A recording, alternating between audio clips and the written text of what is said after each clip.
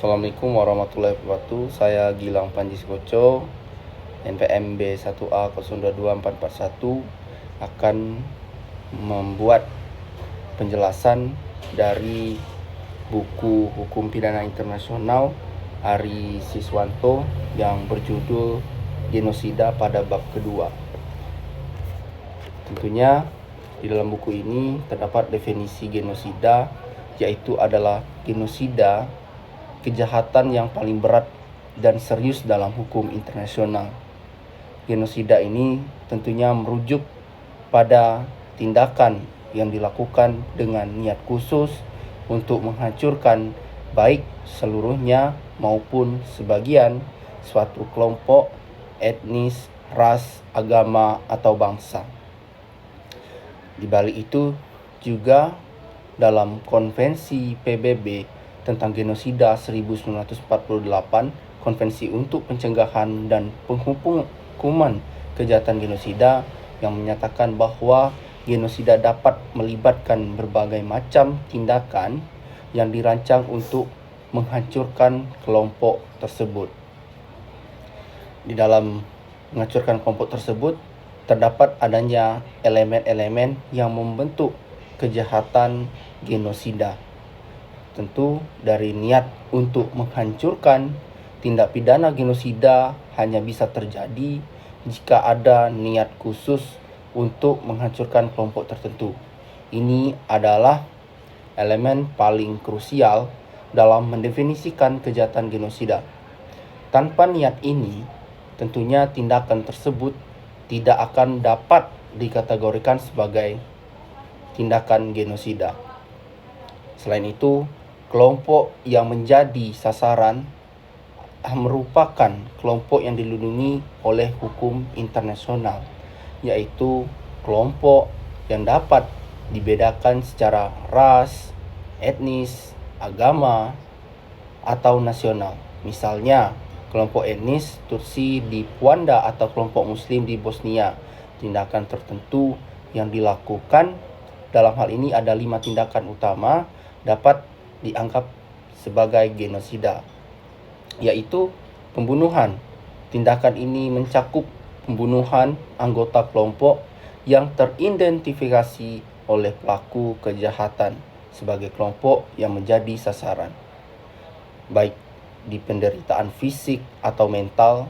Tindakan yang menyebabkan penderitaan berat secara fisik atau mental bagi anggota kelompok yang dimaksud. Ini merupakan penyiksaan atau perlakuan yang sangat kejam dalam menciptakan kondisi hidup yang berbahaya.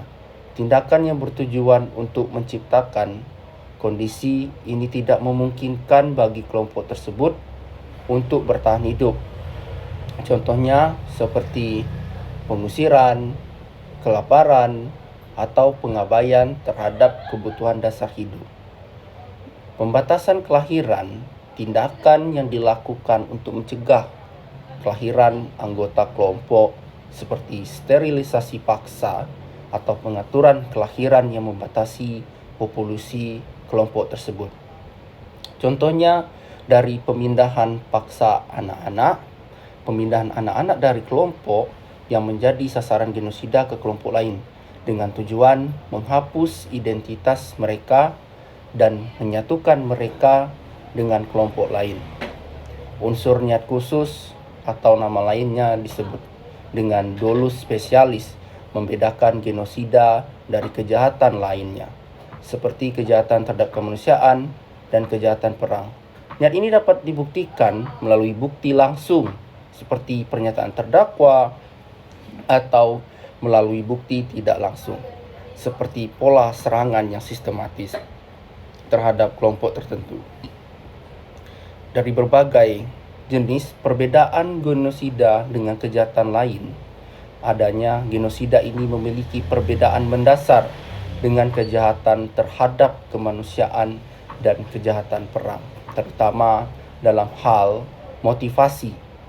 Genosida dilakukan dengan niat untuk menghancurkan suatu kelompok tertentu, sedangkan kejahatan terhadap kemanusiaan dan kejahatan perang dapat dilakukan tanpa niat khusus terhadap kelompok tertentu.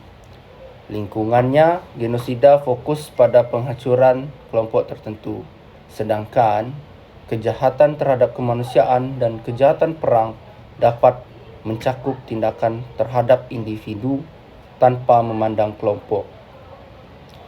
Yang selanjutnya, adanya asas universalitas dan tanggung jawab negara. Genosida ini dianggap sebagai kejahatan internasional yang paling serius yang menjadi perhatian seluruh komunitas internasional. Oleh karena itu, tentu negara-negara memiliki kewajiban untuk mencegah dan menghukum pelaku genosida, baik di masa perang maupun damai. Kewajiban ini ditegaskan dalam pasal 1 Konvensi Genosida 1948 yang menyatakan bahwa negara-negara pihak harus mencegah dan menghukum genosida. Kita semua sepakat bahwa genosida ini adalah tindakan pidana internasional yang sangat kejam sekali. Selanjutnya yaitu adalah sejarah hukum genosida di internasional. Konvensi PBB tentang genosida 1948 adalah instrumen hukum utama yang mengatur genosida dalam hukum internasional. Konvensi ini dibuat setelah Perang Dunia Kedua dan untuk mencegah terulangnya kejahatan-kejahatan yang terjadi seperti yang terjadi selama Holocaust di bawah rezim Nazi di Jerman. Konvensi PBB mengatur bahwa negara-negara yang telah menandatangani konvensi tersebut wajib mencegah, menyelidiki, dan mengadili kejahatan genosida ini. Hal ini menciptakan beberapa kerangka hukum bagi negara untuk bertindak, tetapi juga memungkinkan komunitas internasional untuk terlibat apabila negara tertentu gagal melaksanakan kewajiban ini. Pentingnya niat khusus, yaitu dolus spesialis, untuk membuktikan genosida harus ada pembuktian yang kuat bahwa pelaku memiliki niat khusus untuk menghancurkan kelompok tertentu. Dan ini dapat diketahui melalui berbagai bukti, pernyataan publik, dokumen, atau pola-pola sistematis yang dapat menggambarkan usaha untuk memusnahkan kelompok tersebut. Hukum internasional dan kejahatan genosida memiliki kaitan yang kuat, yaitu bagian dari kejahatan internasional yang diatur oleh hukum internasional dan menjadi salah satu faktor dari 4 kategori kejahatan utama yang dapat diadili oleh Pengadilan Pidana Internasional atau ICC yang dibentuk melalui Statuta Roma pada tahun 1998. Statuta Roma ini mendefinisikan genosida dalam pasal 6 sebagai kejahatan yang dapat dikenai sanksi pidana di ICC. Oleh karena itu, meskipun genosida bisa terjadi di tingkat negara, jika negara tersebut tidak mampu atau tidak bersedia mengadili pelaku kejahatan genosida, ICC dapat melakukan penyelidikan dan pengadilan atas kasus tersebut. Selanjutnya yaitu adalah pengadilan internasional untuk kejahatan genosida. Berbagai pengadilan internasional telah dibentuk untuk mengadili kasus-kasus genosida. Beberapa pengadilan penting yang menangani kasus genosida. Di balik itu semua adanya Pengadilan Pidana Internasional untuk Rwanda, ICTR. ICTR ini tentu dibentuk oleh PBB untuk mengadili pelaku kejahatan genosida yang terjadi di Rwanda pada tahun 1994, di mana sekitar 800.000 orang Tutsi dibantai oleh ekstremis Hutu. ICTR memiliki peran penting dalam mengembangkan hukum genosida di pengadilan internasional dan mengadili para pelaku dengan keputusan yang membentuk preseden dalam hukum internasional. Selanjutnya yaitu Pengadilan Pidana Internasional untuk bekas Yugoslavia, ICTY dibentuk untuk mengadili pelaku kejahatan genosida selama konflik di Bosnia dan wilayah bekas Yugoslavia. Pada tahun 1990-an, kejadian genosida yang terkenal adalah pembantaian Srebrenica pada tahun 1995, di mana sekitar 8.000 pria dan anak laki-laki Muslim Bosnia dibunuh oleh pasukan Serbia Bosnia. Pengadilan Kriminal Internasional ICC adalah pengadilan internasional permanen yang dibentuk berdasarkan Statuta Roma 1998 untuk mengadili berbagai kejahatan internasional termasuk genosida. ICC bertugas untuk mengadili individu yang bertanggung jawab atas kejahatan genosida. Tentu kejahatan terhadap kemanusiaan ini dan kejahatan perang. Di balik itu, negara juga bertanggung jawab atas pencegahan dalam genosida ini. Tanggung jawab negara dalam pencegahan genosida adalah aspek yang sangat penting dalam sistem hukum internasional. Negara tidak hanya bertanggung jawab untuk menghindari terjadinya genosida, tetapi juga untuk melindungi kelompok-kelompok yang terancam genosida dan mengambil tindakan yang perlu untuk mencegahnya. Tanggung jawab ini diperjelas dalam Konvensi PBB tentang pencegahan dan penghukuman kejahatan genosida yang mengharuskan negara. Selanjutnya, negara juga memiliki upaya pencegahan genosida. Negara harus mengambil langkah-langkah untuk mencegah terjadinya genosida baik di dalam negeri maupun di luar negeri. Tentu mengadili pelaku genosida ini, negara wajib memiliki siapa saja yang terlibat dalam perencanaan atau pelaksanaan genosida di pengadilan nasional atau internasional. Menyediakan perlindungan bagi korban, negara harus memberikan perlindungan terhadap kelompok yang terancam oleh potensi genosida ini, serta menyediakan bantuan bagi korban genosida. Kasus-kasus genosida yang terkenal, beberapa contoh genosida yang telah tercatat dalam sejarah dan menjadi perhatian dunia internasional, tentunya yang pertama adalah genosida Holocaust. Pembantaian Yahudi oleh Nazi Jerman yang dikenal sebagai Holocaust merupakan salah satu tragedi kemanusiaan terbesar dalam sejarah modern. Peristiwa terjadi selama Perang Dunia Kedua antara tahun 1941 hingga 1945. Rezim Nazi di bawah kepemimpinan Adolf Hitler berupaya untuk membasmi seluruh populasi Yahudi di Eropa dan kelompok-kelompok lainnya yang dianggap inferior atau berbahaya bagi ideologi mereka, termasuk Romani, kaum penyandang disabilitas, kaum LGBT, dan oposisi politik.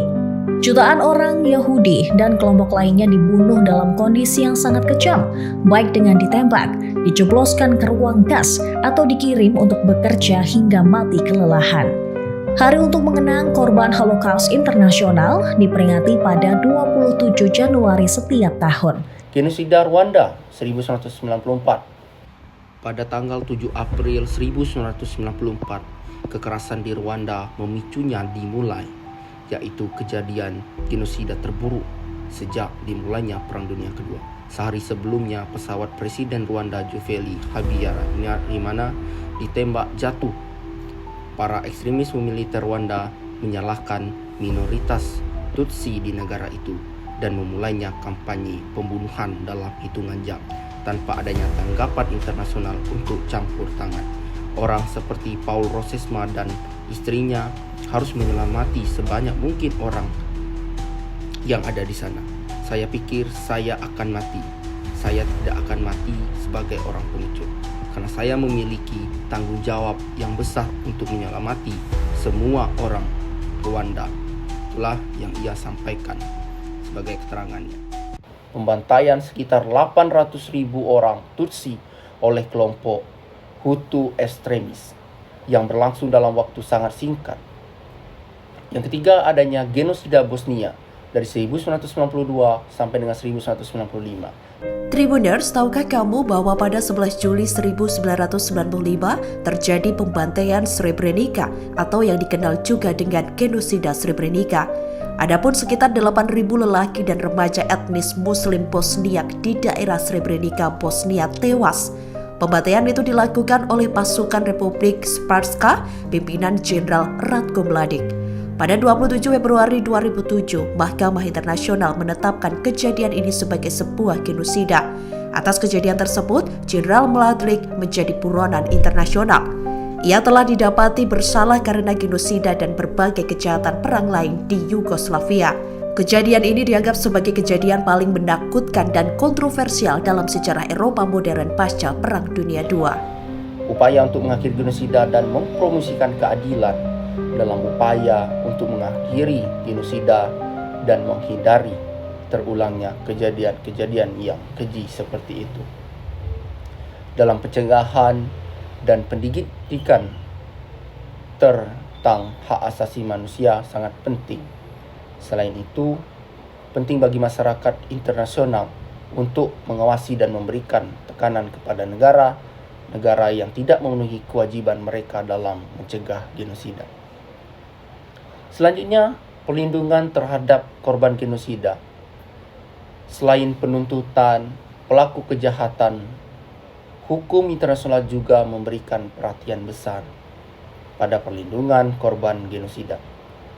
Negara-negara dan lembaga internasional tentunya harus bekerja sama untuk menyediakan rehabilitasi dan perlindungan bagi korban kejahatan genosida yang seringkali mengalami trauma berat akibat peristiwa. Selanjutnya, asas universalitas dan tanggung jawab negara genosida ini dianggap sebagai kejahatan internasional yang paling serius, yang menjadi perhatian seluruh komunitas internasional. Oleh karena itu, negara-negara memiliki kewajiban untuk mencegah dan menghukum pelaku, baik di masa perang maupun damai. Kewajiban ini ditegaskan kembali di dalam pasal 1 Konvensi Genosida 1948 yang menyatakan bahwa negara pihak harus mencegah dan menghukum genosida. Selain itu, negara juga diwajibkan untuk mengadopsi peraturan perundang-undangan nasional yang sesuai dengan ketentuan Konvensi Genosida 1948 untuk memastikan pelaksanaan kewajiban internasional tersebut secara efektif di tingkat domestik. Tanggung jawab pidana individu. Prinsip tanggung jawab pidana ini menegaskan bahwa setiap orang tanpa memandang jabatan atau status dapat dimintai pertanggungjawaban atas tindakan genosida yang dilakukannya. Prinsip ini tercantum dalam pasal 4 Konvensi Genosida 1948 dan pasal 25 Statuta Roma 1998.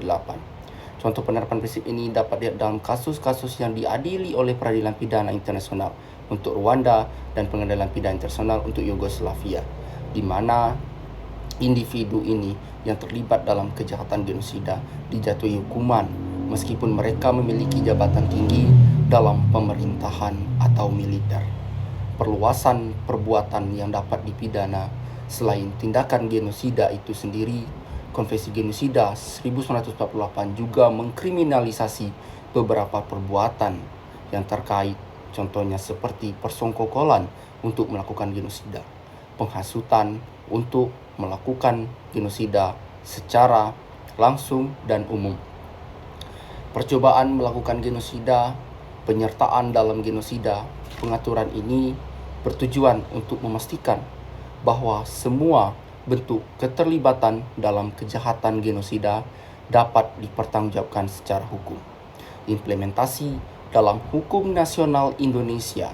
Pengaturan mengenai genosida diatur dalam Undang-Undang Nomor 26 Tahun 2000 tentang Pengadilan HAM. Undang-undang ini memberikan landasan hukum untuk memeriksa dan mengadili pelanggaran HAM berat termasuk genosida dan kejahatan terhadap kemanusiaan.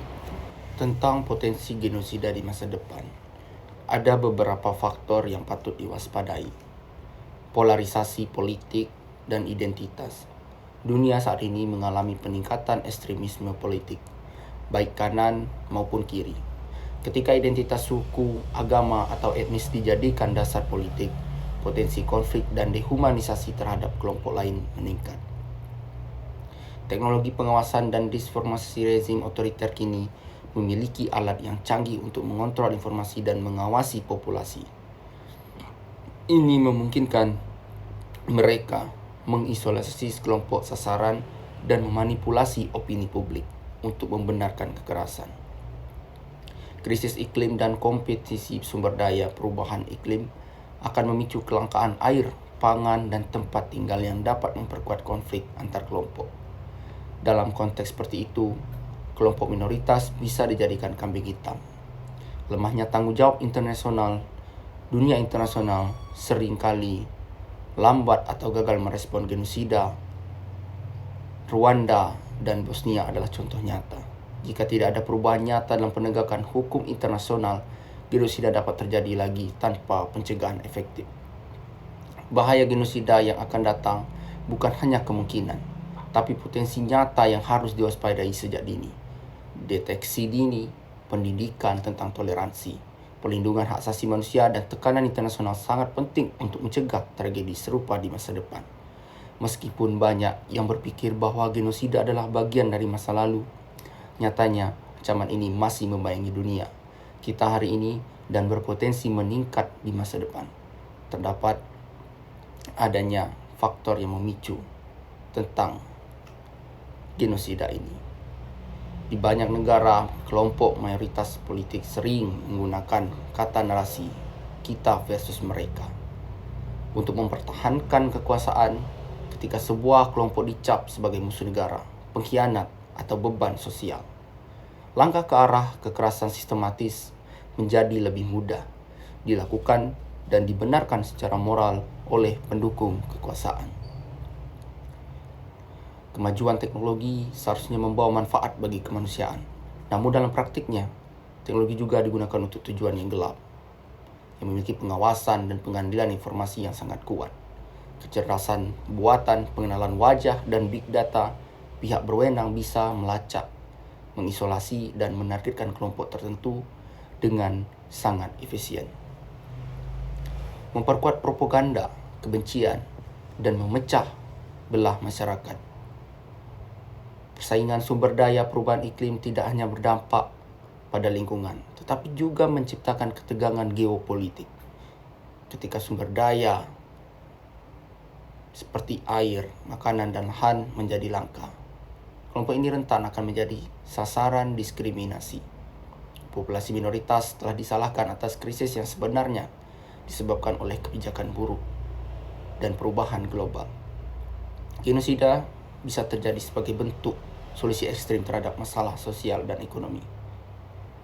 Kelemahan komunitas internasional dalam bertindak. Sayangnya, sejarah telah menunjukkan bahwa dunia internasional sering kali gagal bertindak cepat dan tegas untuk mencegah atau menghentikan genosida. Untuk mencegah terulangnya genosida, dibutuhkan kesadaran kolektif, tindakan nyata, dan sistem hukum yang kuat. Beberapa langkah kunci pendidikan tentang toleransi dan hak asasi manusia harus ditanamkan sejak dini. Mekanisme peringatan dini internasional harus diperkuat agar respon bisa dilakukan sebelum tragedi terjadi. Peran masyarakat sipil sangat penting dan media independen harus didukung untuk membongkar narasi kebencian. Teknologi harus diawasi dan diatur agar tidak digunakan sebagai alat represi. Hukum internasional harus ditegakkan tanpa tebang pilih. Pelaku genosida harus diadili tanpa memandang status politik atau ekonominya. Kejahatan genosida bukanlah produk masa lalu yang telah usang, tetapi sebuah bahaya nyata yang masih dan bisa terjadi kapan saja. Jika dunia lengah, faktor-faktor sosial, politik, teknologi, dan lingkungan saat ini menciptakan kondisi yang rawan bagi munculnya kebencian kolektif dan tindakan ekstrim. Kita semua memiliki peran dalam mencegahnya, baik sebagai individu, masyarakat, maupun bagian dari komunitas global.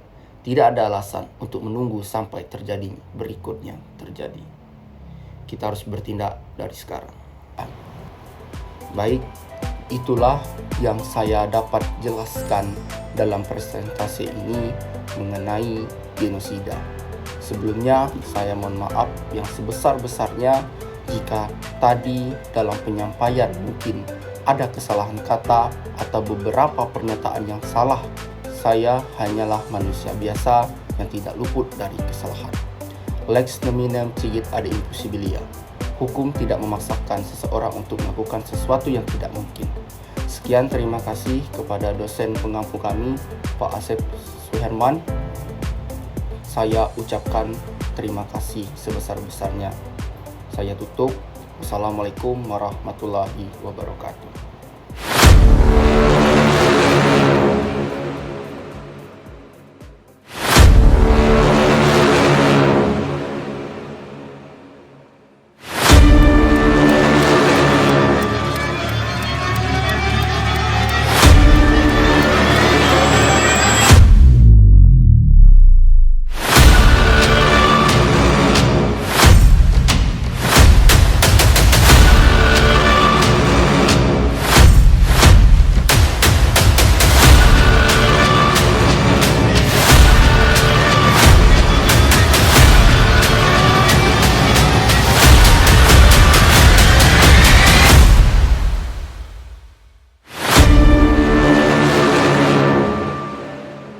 Care to listen. I find myself in a shit position. The man that I love sat me down last night.